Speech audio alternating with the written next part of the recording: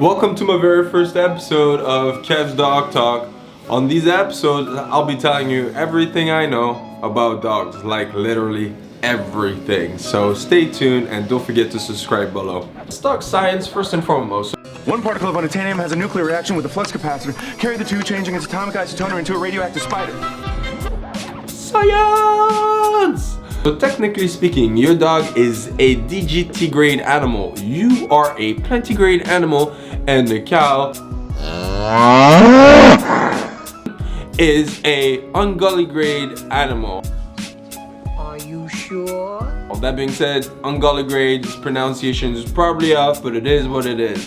Now, the big difference in between all three types of animal is the way the weight's being redistributed. So when it comes down to Ungully grade animal, they'll utilize their nails or their hooves to carry most of their weight. When it comes down to plantigrade animal like ourselves, we'll utilize our heel to bear most of our weight. Now, DGT grade animal, in this case dog, will use their metacarpal pads to bear most of their weight, so the sole of their feet.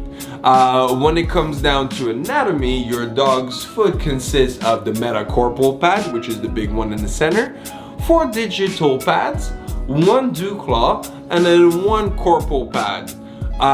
When it comes down to types of feet, you'll have 3 different types. You'll have the hare feet, which has the 2 center digits being longer than the 2 outer ones, allowing for the foot to be able to pick up speed quickly and be somewhat agile. Dogs that would possess those would be the Saluki or the Greyhound, for example.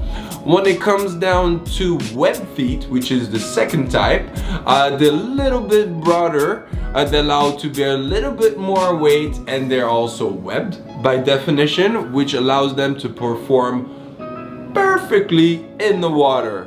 That being said, it's also an all-terrain kind of foot because of its width, and it's something you'd found on, like, for example, a Newfoundlander, and for example, more commonly, a Labrador, or even his counterpart, the Golden. And then the cat feet. Now, those are not called cat feet because they're tiny, but more so because all 4 digits are of somewhat the same size, rendering the aspect of the foot rounder, more like a cat. Wow. Right? Yeah, great, amazing. When it comes down to it, it allows to bear a lot of weight, it allows for stability. It's something you'd find, for example, on, let's say, a Pit Bull, a Doberman, Bull Terrier, and so on and so forth. Now, when it comes down to the dog paw, there's a little bit more to it, so just stay tuned.